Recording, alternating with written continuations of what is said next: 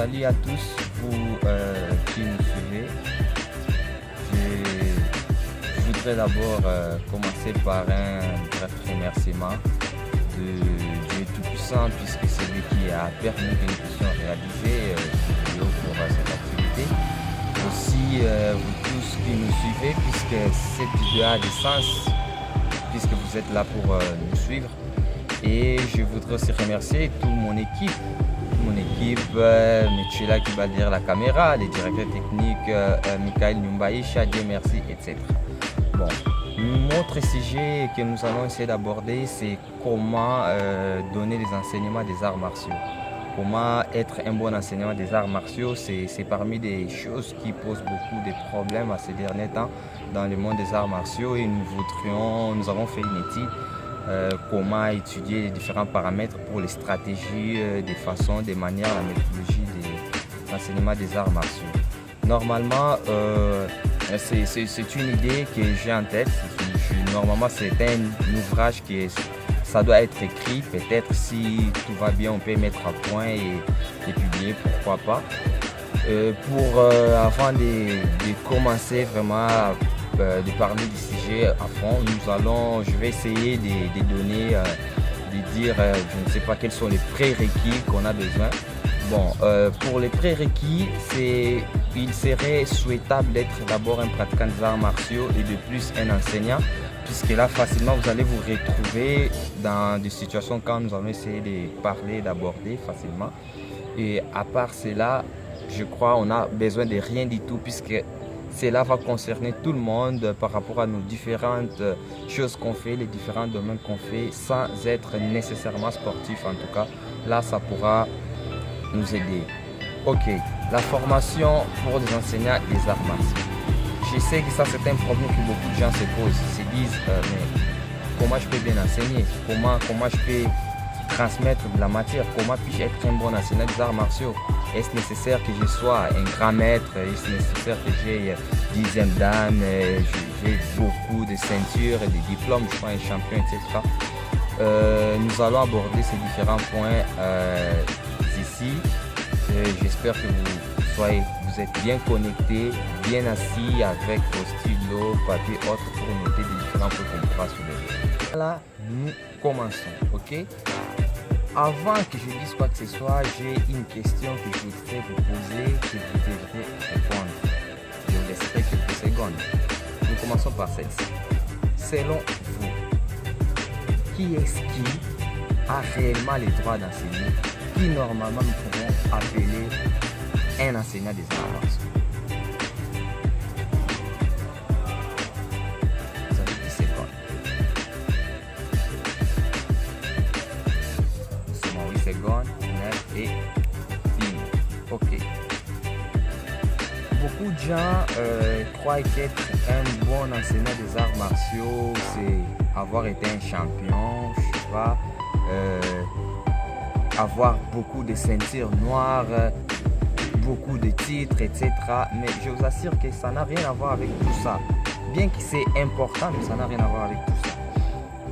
Avant toute chose, il faut savoir qu'un enseignant des arts martiaux, comme toute personne qui fait n'importe quelle activité, n'importe quelle chose, doit avoir quelques qualités. Et ces qualités-là, ces critères-là, ces conditions qui seront remplies, seront celles-là qui feront que nous puissions considérer réellement que la personne est un pratiquant ou un enseignant plutôt des arts martiaux. Alors, la première des qualités, je sais que ça va choquer beaucoup de gens par rapport à ce que vous attendiez. La première des qualités qu'il faut avoir quand vous voulez être un bon enseignant des arts martiaux, c'est premièrement la qualité d'un parent. Je sais que beaucoup de gens s'y attendaient peut-être un maître, un grand discipliné, un homme, une personne rigoureux, être très fort, je ne sais pas, strict, etc. Mais ce n'est rien du tout d'abord que ça. la première des qualités qu'il faut avoir, j'insiste bien, c'est la qualité des parents. Pourquoi avoir la qualité des parents? Eh bien, dans la qualité des parents, il y a des branches que nous allons soutirer là-bas, bien que ce n'est pas tout, mais il y a quelques branches que nous allons soutirer de là qui feraient que vous puissiez comprendre pourquoi nous disons ça. Premièrement, quand on est parent, la plus grande des choses qui englobe tout cela est qu'on a ce qu'on appelle l'amour. Vous voyez déjà là où j'en suis, l'amour. Puisqu'il y a l'amour, alors cela va engendrer la qualité d'un homme patient.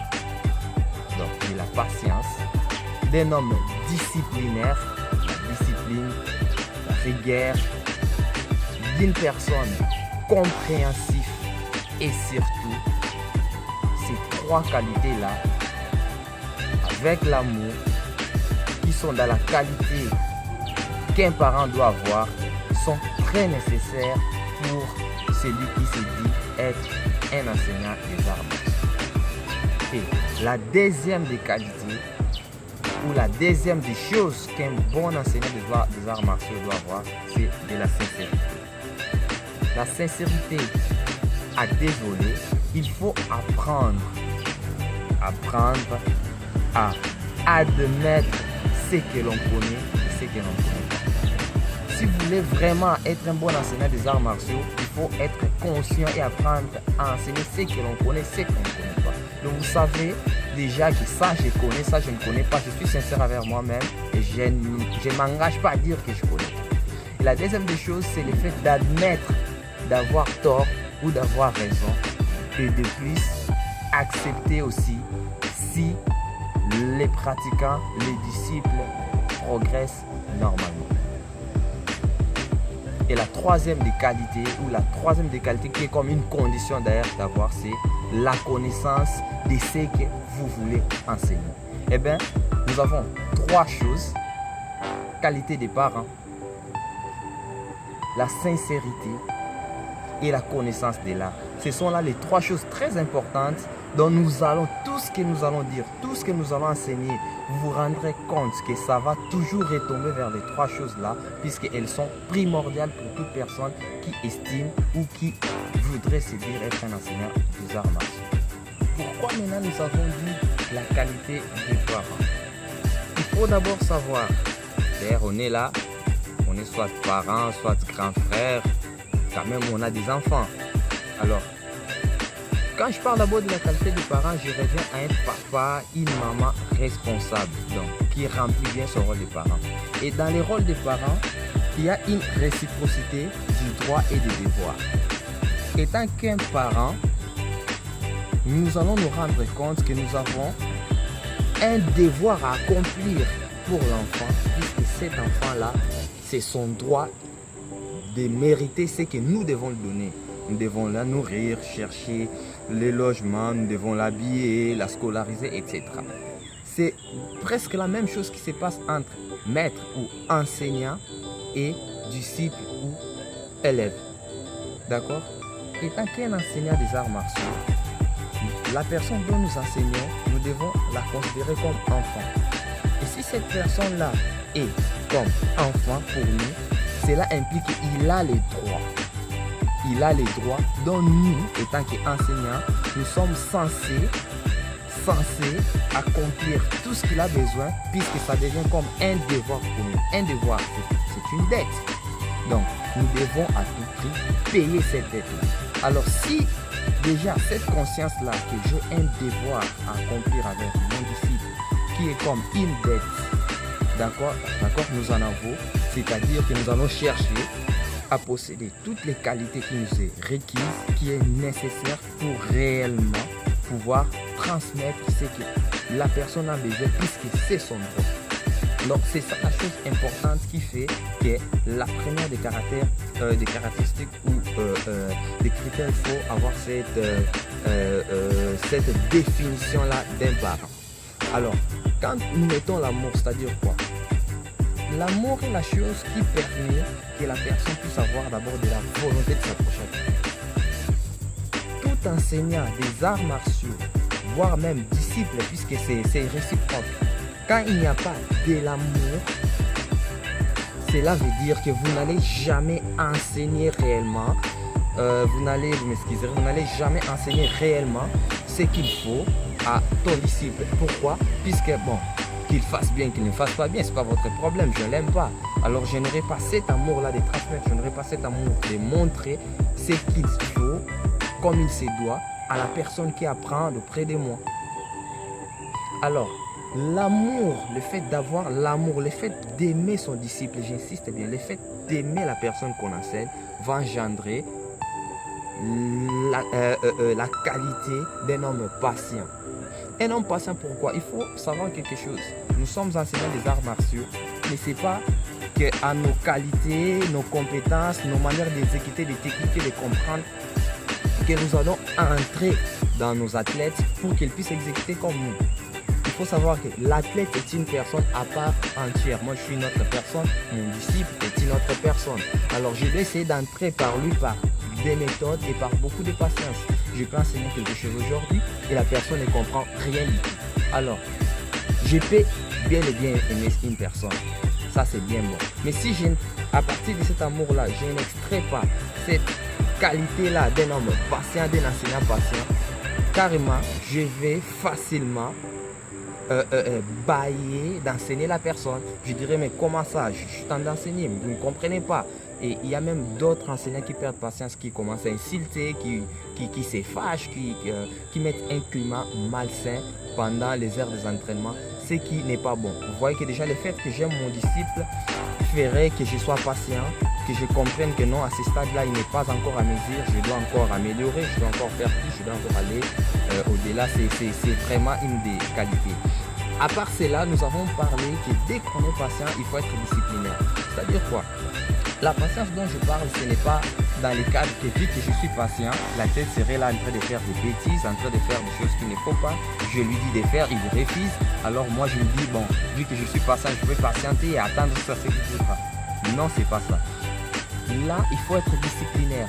On dit qui aime bien, châtie bien. Puisque moi, j'aime mon disciple, alors il faut réellement que je sois rigoureux pendant que je vais lui donner sa formation, puisque cette discipline que je vais donner à l'athlète serait celle-là qui lui aussi à son tour, il pourra donner à des gens qu'il va former. Ça sera cette discipline que l'enseignant donne à son athlète qui va définir réellement les critères, les qualités de mon disciple.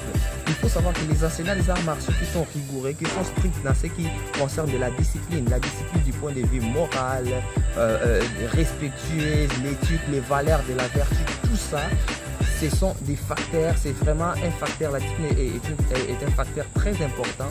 Pourquoi? Parce que quand on a de la discipline, l'athlète saura qui est maître, qui est enseignant, je dois respecter, je dois être à l'air, je dois faire ceci, je dois faire cela en respectant les normes et les règles. Il faut savoir que les arts martiaux est bâti et fait sur la discipline, puisque la discipline va engendrer tout ce respect, toutes ces choses-là qu'on a besoin. Alors, à part la discipline, nous avons dit l'essence d'être compréhensif. Pourquoi nous avons extrait un peu l'essence de compréhensif par rapport à la patience?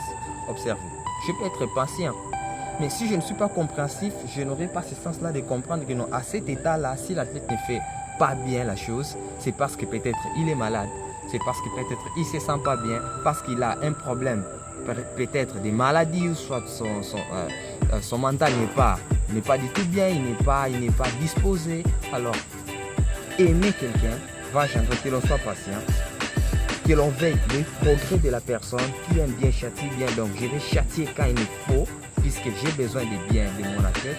Et depuis, je serai compréhensif. Je dois être compréhensif, comprendre que non, cette technique-là, jusque-là, il ne saura pas les faire. Alors, je dois être un peu plus patient. C'est cette compréhension qui ferait que je puisse faire une évaluation de l'évolution de la tête. Ah non, souvent, je sais que mon athlète pratique, il travaille toujours bien. Mais si aujourd'hui, il travaille comme ça, bon, qu'est-ce qui ne va pas? Il peut m'expliquer, non, j'avais un problème à la maison, j'avais ceci, j'avais cela. Et vous allez vous rendre compte que cette qualité-là, ces critères-là d'un enseignant ferait qu'une personne soit indispensablement déjà ayant une bonne, un enseignant ait indispensablement la qualité des bons maîtres. Donc, ça c'est très important. Voilà. Maintenant, La deuxième des choses, c'est la sincérité. Vous allez poser la question, pourquoi la sincérité? Je vous donne un exemple à la maison. Nous avons des parents. Vous pouvez être même parents. Supposons que l'enfant était en train de pleurer. Non, j'ai besoin de bonbons, j'ai besoin d'un biscuit, des friandises, etc. Et que vous n'en avez pas. Vous pouvez chercher une alibi, dire non. En fait, je dirais à Yaya d'apporter ça, je crois, dans 2 heures, il va vous les donner pour juste calmer l'enfant. C'est une alibi que nous avons créée pour éviter que l'enfant nous dérange, etc. Mais nous voyons bien que nous n'avons pas été sincères. Donc vous voyez déjà pourquoi j'ai enlevé cette qualité-là par rapport aux critères d'être parent, je l'ai mis à part. Ça n'a rien à voir vraiment par rapport à l'enseignement, mais je l'ai enlevé de là pour expliquer pourquoi nous voulons parler de la sincérité. Dans quel volet? Il y a beaucoup d'enseignants des arts martiaux qui, en soi, ne sont pas sincères avec leurs disciples. Pourquoi? Parce qu'ils veulent donner l'impression de connaître ce qu'en réalité ils ne connaissent pas. Vous allez vous rendre compte que l'athlète pourrait avoir raison, il a raison sur quelque chose, mais vu qu'on n'est pas sincère, nous cherchons à embrouiller l'athlète, de nous donner toutes ses raisons, d'argumenter tout pour nous, et en fin de compte, nous ne connaissons pas. Cela a des conséquences néfastes au futur. Pourquoi? Parce que dès que nous ne sommes pas sincères, en disant à la tête que oui, par exemple, tu vois cette technique-là, c'est bien, on pourra faire l'étude ensemble, je ne connais pas tout ça, mais on va faire cela. Plus tard, l'athlète sera conscient, il dira, ah ok, mon enseignant quand même il est sincère. S'il n'arrive pas à exécuter ces coups-là, c'est-à-dire qu'il doit aussi l'apprendre puisqu'il est humain. Maintenant, quand je mens, je ne suis pas sincère, je vais faire l'impression que non, tu vois, moi j'ai déjà fait tout ça, je peux les faire 1000 fois plus que toi, etc. Vous vous rendrez compte que les jours où vous tomberez quelque part, où vous n'arrivez pas à les faire, la confiance que l'athlète a pour toi se perdra. Puisque c'est la confiance qui est la plus grande des choses que nous devons gagner de nos disciples. Nous allons gagner la confiance de nos disciples en étant sincères. Puisque quand on est d'abord sincère avec nous-mêmes, je saurais réaliser que ça, je connais. Tellement que je maîtrise ça très bien, alors je peux enseigner ça puisque ça va plaire à l'athlète. Les disciples vont mieux apprendre et ça ira bien. Mais quand il n'y a pas ces critères-là de sincérité, la conséquence serait quoi? Je ferai des choses dont je ne connais pas. L'athlète fera une remarque ou posera une question. Je vais lui mentir puisqu'il n'y a pas de sincérité. Deuxième des choses, la sincérité sur les points de savoir admettre aussi si l'athlète a fait une bonne chose et que nous avons commis. Étant humain, étant un enseignant, il arrive aussi que peut-être au lieu de dire par exemple Doku no Kamae, moi j'ai oublié, j'ai appelé ça Seigan par exemple.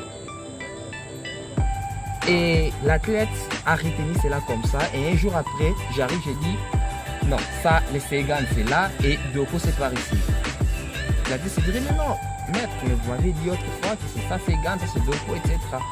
Et vu que je ne suis pas sincère, même en étant conscient que c'est moi qui ai commis cette erreur, je voudrais embrouiller l'athlète au lieu de tout simplement dire ah ok, bon, j'avais oublié, mais quand même ça peut marcher, ouais, c'est comme ça, corrige cela, puisque l'erreur est humaine. Vous voyez déjà pourquoi être sincère est très bien. Je saurais admettre que non, là j'ai commis, j'avais mal donné ces noms, je vais mal enseigner cela. Je saurais admettre que oui, les disciples ont raison, c'est moi qui lui ai mal transmis ceci, c'est moi qui lui ai mal transmis cela. Alors, c'est le deuxième facteur le plus important à part la qualité d'être un bon parent quand on veut être un bon enseignant.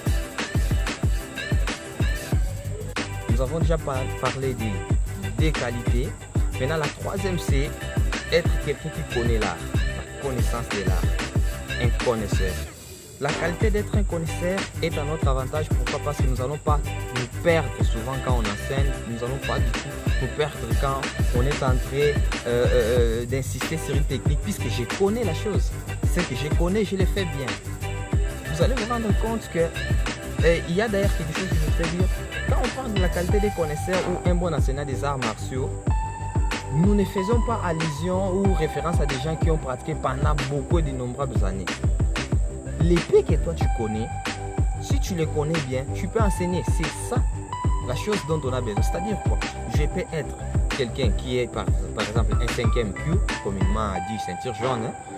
Je suis un 5e Q, mais si je connais ma leçon étant qu'un 5e Q, alors je peux enseigner. Je n'ai même pas besoin d'être ceinture noire. La connaissance de l'art est indispensable. On enseigne que ce qu'on connaît, ce qu'on ne connaît pas, on n'enseigne pas. Donc vous vous rendrez compte que le fait de connaître l'art nous ramène à cette qualité-là d'être sincère. Puisque je suis sincère, alors je vais enseigner que ce que je connais. Alors le fait d'être sincère nous ramène à la qualité des parents.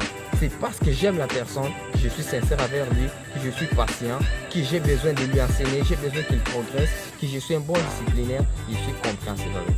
Vous vous rendrez compte que nous avons beaucoup parlé de ça, puisque les restes nous allons survoler. Pourquoi? Parce que tout ce que nous avons à dire, tout ce que nous avons à résumer, va toujours rentrer à toutes ces choses-là que nous avons dit. Vous allez vraiment les remarquer. Voilà. Maintenant, comment, quelle stratégie, quelle méthodologie nous devons appliquer pour enseigner? Il faut d'abord savoir que quand on veut venir donner des enseignements, la première des choses que nous devons faire, c'est d'être de bonne humeur. C'est la première des choses. Il ne faut jamais amener une très mauvaise humeur dans les lieux d'entraînement. Premièrement, il faut se décharger de toutes les choses qui chargent ou surchargent notre esprit avant de venir enseigner. Puisque je peux avoir toutes ces qualités-là que nous avons dit, mais dès qu'à l'instant, la chose dont je vais venir enseigner, par exemple, l'instant où je vais venir enseigner, je ne suis pas de bonne humeur, je vais indisposer tout le monde, je vais enseigner au survol et à la fin des comptes, ça sera rien du tout de bon qu'on enseigne. Donc, quand on veut enseigner, là vraiment maintenant nous entrons du domaine enseignement. Quand on veut enseigner, la première des choses, il faut se préparer mentalement. Donc je suis déjà de bonne humeur, je suis bien disposé. La deuxième des choses qui est très importante quand on veut enseigner, que beaucoup de maîtres ignorent, que beaucoup de maîtres ne font pas, est la préparation des leçons. Il est indispensable à toute personne qui se dit être enseignant des arts martiaux de préparer déjà d'avance ce que vous allez donner comme matière. Il ne faut pas venir improviser de la matière quand on est en pleine séance d'entraînement. Nous allons nous perdre. C'est quand on prépare de la matière qu'on met de l'ordre à nos idées, qu'on saura que oui, je vais partir d'où et je vais partir par là, je vais procéder comme ceci, comme cela. Ce sont les deux choses d'abord très importantes qu'on doit voir quand on veut entrer en scène, quand on veut enseigner. Donc, à part toutes les qualités qu'on a données, il faut être de bonne humeur, être disposé en esprit, tout. Deuxième des choses, préparer sa matière. Et troisième des choses, répéter aussi la matière, pratiquer aussi. Puisqu'il ne faut pas oublier que quand on enseigne, on pratique indirectement. Il ne faut pas dire répéter la matière, c'est-à-dire je lis, je me dis oui, nous allons apprendre par exemple les formes des trois quarts, les Shoshin no Kata. Nous allons apprendre les Tai Jutsu, les Kokata Kensai Jutsu. Et du tout, j'arrive, faites. Vous allez vous rendre compte que si mon corps aussi, elle, n'a pas été disposé, bien préparé pour faire, au moment où je voudrais donner des exemples, je vais commencer à commettre des erreurs. Je vais supposer que je sais faire les Mae Mahari, par exemple les Kaiten, pendant que je n'exerce pas aussi à les faire. Au moment où je vais essayer de donner l'exemple, je vais glisser, je vais me déséquilibrer, etc. Vous voyez déjà qu'il est important, il est très important d'avoir de bonne humeur quand on veut donner des enseignements. Deuxièmement, il est très important de préparer la matière avant de nos entraînements et de plus pratiquer aussi ce que nous avons préparé. Voilà. Maintenant, nous sommes bien préparés en humeur, j'ai bien préparé ma leçon, j'ai aussi pratiqué. Maintenant, j'entre sur scène. Voilà les disciples, comment je peux l'enseigner. C'est ça, puisque vous allez dire non, nous avons tout écouté, maintenant comment je peux l'enseigner. Pour enseigner, quand on est devant un élève et surtout quelqu'un qui a commencé à apprendre, il faut savoir d'abord laisser la personne de lui-même s'exprimer en fonction des premières injections que nous avons données. Parfois, qu'est-ce que je veux dire? C'est-à-dire quoi? Il ne faut pas vouloir que, du coup, aujourd'hui, quand j'enseigne une nouvelle matière, une nouvelle chose, que la personne le fasse parfaitement. Non, il ne le fera pas. l'apprentissage n'est pas du coup automatique. J'ai dit et la personne fait. Il faut que le cerveau capte la chose, les corps s'habituent, puisque les arts martiaux, c'est le mental et le corps. D'accord? J'ai appris, mon cerveau a capté, mon mental est là et je dois commencer à les faire. Alors, il est très important que devant un disciple, la première des choses quand on ouvre un entraînement, il faut chercher la préparation mentale. Dans les disciplines des arts martiaux tels que les Michu qu'on le pratique, c'est pourquoi nous avons toujours des étapes où on demande de la cérémonie des prières, des concentrations, nous sommes dans les taïsa, dans les seiza, etc. C'est très important, pourquoi? Parce qu'il faut savoir que quand on est dans les milliers de pratiques, nous avons des entités tout autour de nous qui ont besoin, il y a certaines lois naturelles que nous avons besoin de les respecter pour que les choses partent bien. Donc, prendre quelques instants de la méditation, mettre avec les disciples est la première des choses la plus importante quand je suis en train d'enseigner la personne. Il faut que nos disciples aient l'habitude de méditer avant de pratiquer. La deuxième des choses, il faut donner une préparation physique. Il faut que le corps de la tête soit préparé à recevoir, après avoir fait la préparation mentale. Donc, vous avez fait la préparation mentale, c'est-à-dire quoi? Il faut lui dire qu'il est capable de faire. Il faut que la tête sache que ceux qui font ne sont pas plus que moi. Peut-être il faut donner même des exemples ou des illustrations dans le sens qui faisant par exemple qu'il croit, il voit que moi, ce que j'arrive à faire dans 3 jours, ceux qui font mieux que moi, peut-être et ils l'ont fait dans 2 semaines, cela va lui donner la confiance. D'accord? J'ai préparé la tête de mon athlète dans ce sens-là. Qu'il sache que la douleur est quelque chose qui va passer, puisque tout art martial, il y a toujours de la douleur, il y a toujours de la difficulté. Et quand on s'habitue avec la douleur, la chose devient simple. Alors, après avoir préparé mentalement la personne, il faut savoir faire la préparation physique. Maintenant, quand on parle de la préparation physique, c'est-à-dire il faut préparer le corps de la personne à recevoir ce qu'il aura besoin de faire pendant les leçons proprement dites. C'est-à-dire quoi? Étant qu'un enseignant, il faut premièrement, quand je donne des exercices physiques, il faut chercher à donner des exercices physiques qui vont à un certain moment coïncider, donc se rapporter à la leçon proprement dite du jour. Je donne l'exemple. Supposons qu'à ce jour-là, vous allez travailler les kiri au hasard, par exemple les techniques des coups de pied. Maintenant, à quoi sert donc de passer toute une heure du temps de préparation des exercices physiques en faisant des pompes? C'est ça l'erreur que beaucoup d'enseignants des arts martiaux commettent quand ils donnent des enseignements des arts martiaux. C'est-à-dire quoi? L'étape de préparation physique n'est pas proportionnelle et ne se rapporte pas prorata de ce qui est l'athlète ou de ce que vous avez préparé en leçon. Donc, c'est un peu ça. Il faut d'abord commencer par enseigner la base, les postures de base, ce qu'il le faut. Autre des choses, quand nous voulons aussi donner les enseignements des arts martiaux, il faut savoir ne pas donner beaucoup de leçons au même moment. Il y a ce qu'on appelle la courbe de l'oubli de la mémoire, c'est-à-dire quoi?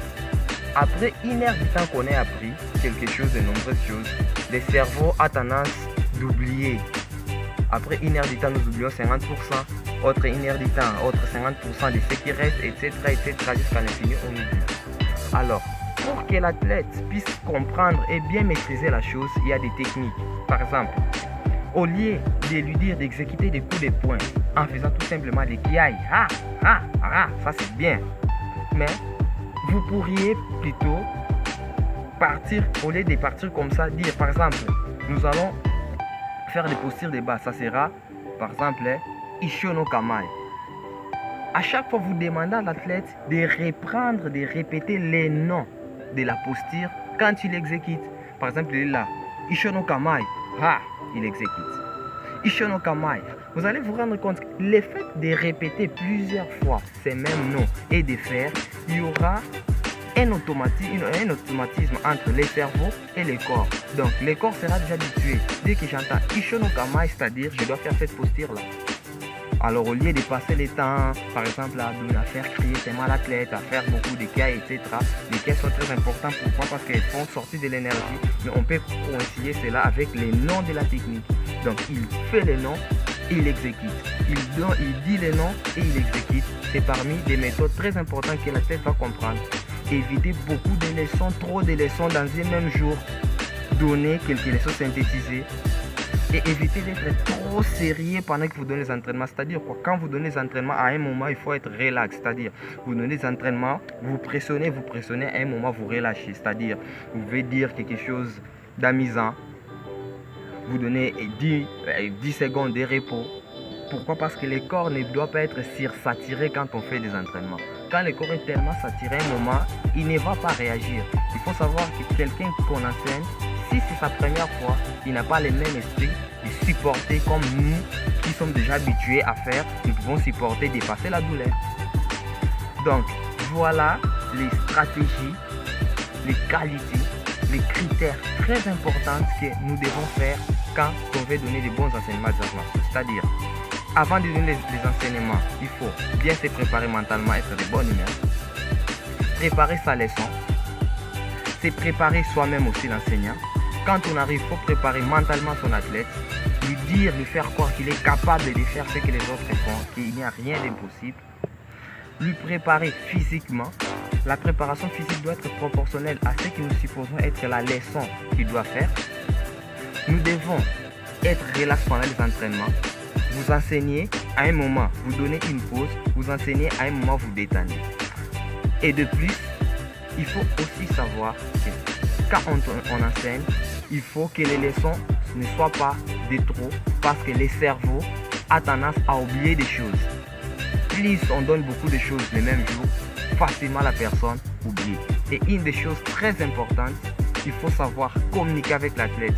Il faut éviter des mots grossiers, des mots insultants ou vexant l'athlète. Par exemple, au lieu de dire, par exemple, l'athlète n'arrive pas à travailler, il dit mais ça c'est pas bon, c'est trop idiot ça. Non, il ne faut pas utiliser ce genre de mots. Vous pouvez plutôt contourner ces problèmes à dire c'est pas trop sage quand vous faites ça. Je vous ai déjà expliqué ça plusieurs fois. Vous voyez que l'athlète ne se sent pas du tout vexé, mais quand même il se rend compte que non, ce que j'ai fait, c'est pas comme ça par rapport à ce qu'on m'a enseigné, par rapport à ce que je dois faire.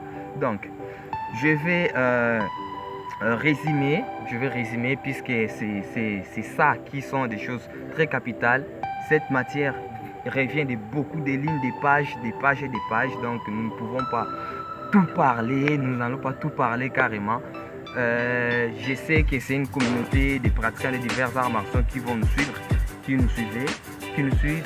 C'est pourquoi nous n'avons pas voulu être juste focalisés sur une discipline des arts martiaux, mais nous avons voulu plutôt diversifier des choses, c'est-à-dire que chaque personne selon sa discipline puisse s'en sortir à cela. Alors nous avons dit qu'être un enseignant des arts martiaux, il faut avoir des qualités. Nous avons énuméré 3 qualités importantes: la qualité d'être un parent, la sincérité et la connaissance de l'art. Dans la qualité d'être un parent, la chose capitale était l'amour. Dans ça, on aura la patience, on sera patient. Nous serons rigoureux, disciplinaires, c'est-à-dire que je vais vouloir le progrès de mon athlète. Je vais être compréhensif pour comprendre qu'à ce stade-là, l'athlète n'arrive pas à le faire puisqu'il a un problème quelconque, etc., etc. Nous avons la sincérité d'admettre peut-être si nous avons donné une mauvaise chose à l'athlète, nous avons donné un mauvais nom par erreur, etc. et que l'athlète a retenu cela. Si nous voulons corriger, nous serons sincères de dire ok, j'avais commis. Cette sincérité engendre aussi que nous allons enseigner ce que nous connaissons, ainsi la connaissance de l'art qui est indispensable parce que cela nous rend à l'aise pendant les moments où nous donnons les enseignements. Et nous avons dit, quand on veut enseigner, il faut être préparé mentalement, préparer sa leçon, bien disposer des matières, se préparer physiquement. Les heures des entraînements doivent être précis, il faut être régulier. Par exemple, si vous entraînez pendant des heures, il faut respecter ces 2 heures du temps-là par rapport à une période du temps donné et régulier. Donc si c'est 3 fois par semaine, il faut qu'au même moment, au même endroit, à la même heure, vous pratiquez comme ça. Vous allez voir qu'il y a un automatisme qui se déclenche directement dans la personne qu'on enseigne, qui à cet instant, je dois faire ceci, à cet instant, mon corps est préparé à cela. En tout cas, merci beaucoup. Ce sont des choses très importantes. Alors, je voudrais vous laisser une question ou des questions que vous devez vous poser premièrement par rapport aux qualités des enseignants que nous avons dit, lesquels vous estimez qui vous manquent, lesquels vous supposez que vous savez déjà. par rapport à des énumérations des brèves choses que nous avons données, lesquelles vous savez que vous appliquez déjà, lesquelles vous n'appliquez pas. Par rapport à ce que vous croyez des enseignements des arts martiaux, est-ce que pour vous réellement, après avoir suivi cette formation, est-il nécessaire ou important qu'être un enseignant des arts martiaux signifie être un ceinture noire, signifie avoir été un champion des rimes, forcément? Ce sont des problèmes dont vous allez essayer de penser là-dessus, de résoudre afin de vous donner quelques réponses après avoir, dont vous trouverez certainement dans tout ce que nous avons dit si vous nous avez suivi certainement. Et voilà, je suis le sensei Emmanuel. Je suis pratiquant des diverses disciplines des arts martiaux. J'ai mon école des arts martiaux en collaboration avec le maître Michael Nyumbaïch, le maître Dieu Merci Mbouyi. Je vous remercie pour tout ce que nous avez suivi. Je remercie à tout le monde qui s'est prêté, qui a mis son écoute pour nous suivre. J'espère que vous allez profiter des choses les plus importantes. Courage au monde qui est toujours secoué par-ci par-là par la pandémie de Covid-19, etc. Mais je sais qu'avec Dieu, tout sera mieux. Merci beaucoup à toute la communauté Budo des arts martiaux. Arigato.